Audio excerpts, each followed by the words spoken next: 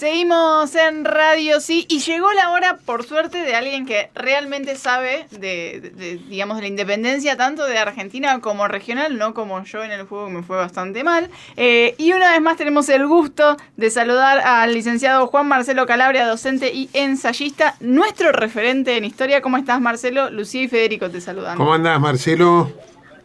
Hola Federico, hola Lucía, un gusto saludarlos. ¿Cómo están? Igualmente. Bien, el gusto es nuestro. Bueno, veníamos hablando un poquito acá en el programa que el programa este viene por el 9 de julio y que la independencia argentina no es independiente, digamos, de la región. Podríamos decir que se da como un proceso en toda la región.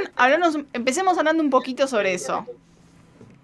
Bueno, justamente como vos decís, es un proceso de larga data que tuvo muchos antecedentes previos y que se da paradójicamente desde México hasta el Río de la Plata en muy pocos años. Desde 1809 hasta 1821 se va a producir todo el proceso de la independencia hispanoamericana.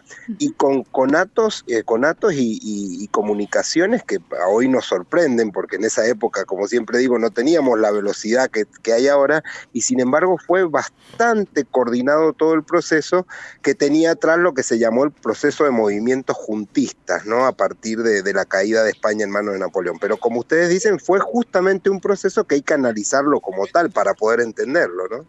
Uh-huh. Claro. Y en esto, el de Argentina también es un proceso que, hablábamos hace unos programas, arranca en 1810. Claro, Argentina está dentro de ese movimiento que había comenzado. Para hacerles un recuento rápido, recordemos que la corona española cae en manos de Napoleón Bonaparte, el imperio napoleónico se ha extendido por Europa, eso pone en jaque la posesión de España, de todas las colonias hispanoamericanas, incluso el Brasil se transforma en un reino porque la corte portuguesa se traslada a su colonia, que era el Brasil, y Brasil se transforma en sí en un imperio.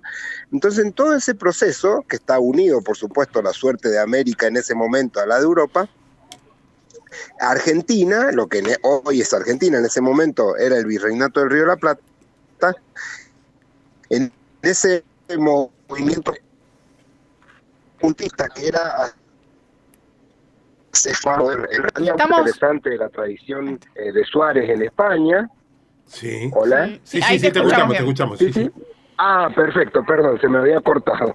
Les decía entonces que ese es un proceso muy interesante porque se da en la tradición de la soberanía del pueblo, el poder vuelve al pueblo, el pueblo lo delega en juntas y ahí surge nuestro primer gobierno patrio que nosotros conocemos como la Semana de la Revolución de Mayo. Marcelo, te hago una pregunta acá, ¿no? Digo, sí. Esto que vos decís, bueno, es que todo un proceso en América, sobre todo en Hispanoamérica, digamos, que se da esto. Claro.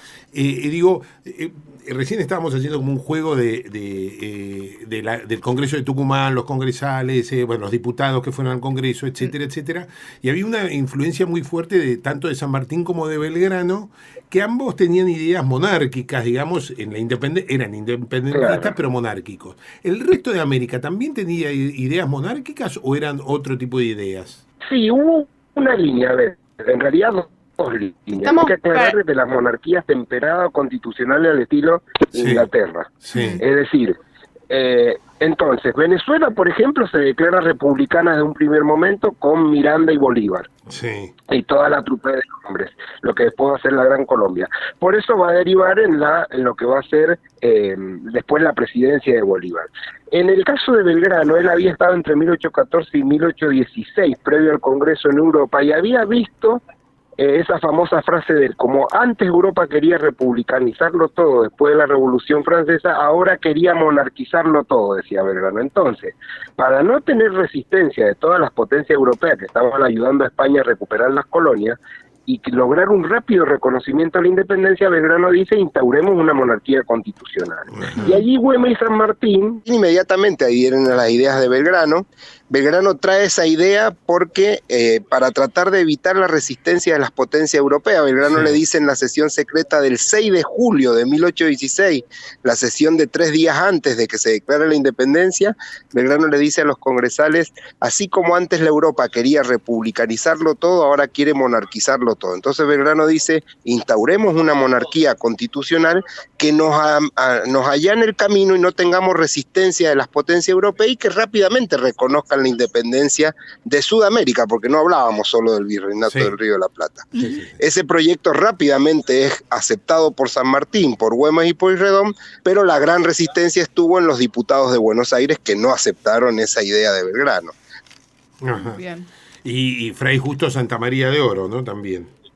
Claro, recordemos que Fray Justo Santamaría de Oro, Tomás Godoy Cruz y Francisco Narciso de la Prida, que va a ser el presidente del Congreso cuando se declara la independencia, son diputados por Cuyo, es decir, su jefe político es San Martín, así como el jefe político de los diputados del norte se dividía en la jefatura entre Belgrano y Güemes, que son quienes conducen los números del norte, porque se necesitaban votos, se necesitaban números, ¿no?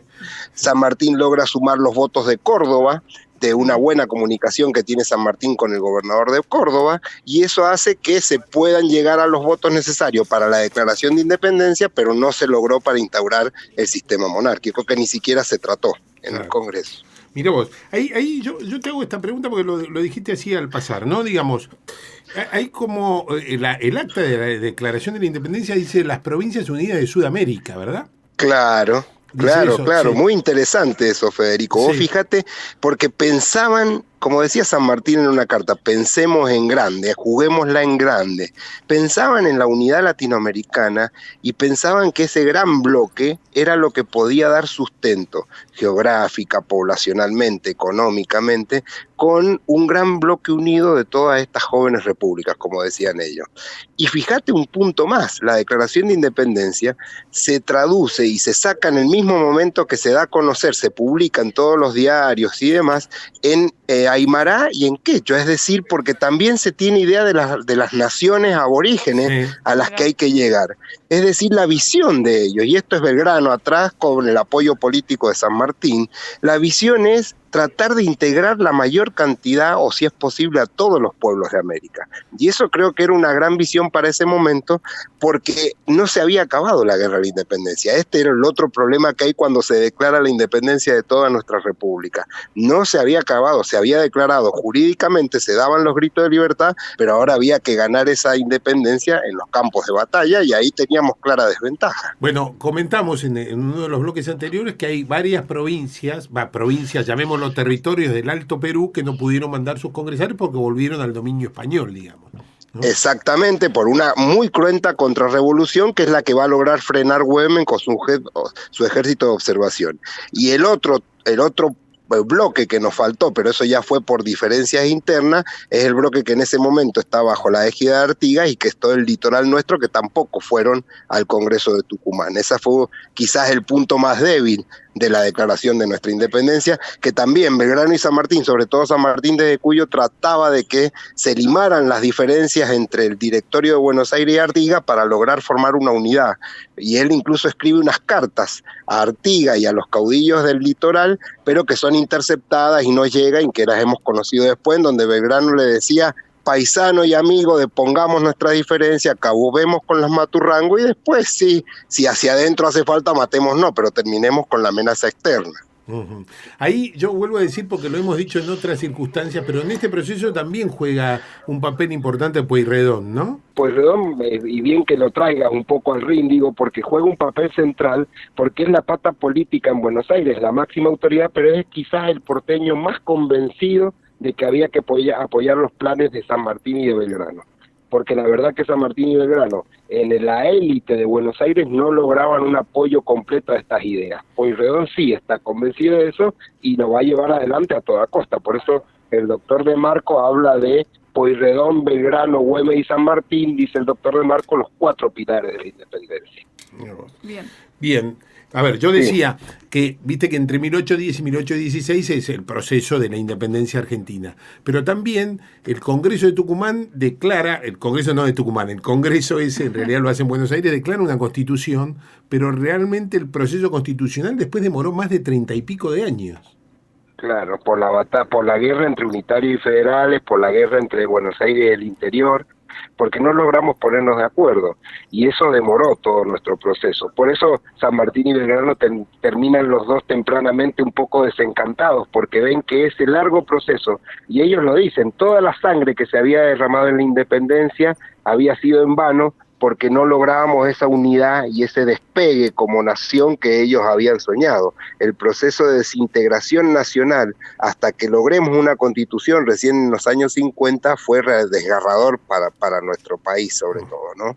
Así es, Bien. Te agradecemos mucho esta comunicación que nos falló un poquito, pero de la que pudimos aprender un montón. Me alegro mucho escucharlos como siempre, un gusto y un gran saludo para todos. Gracias, Marcelo, un placer como siempre, ¿eh? Pasaba Marcelo Calabria, docente y ensayista, nuestro consultor ya de todos los temas históricos, adentrándonos un poquito en lo que fue el 9 de julio.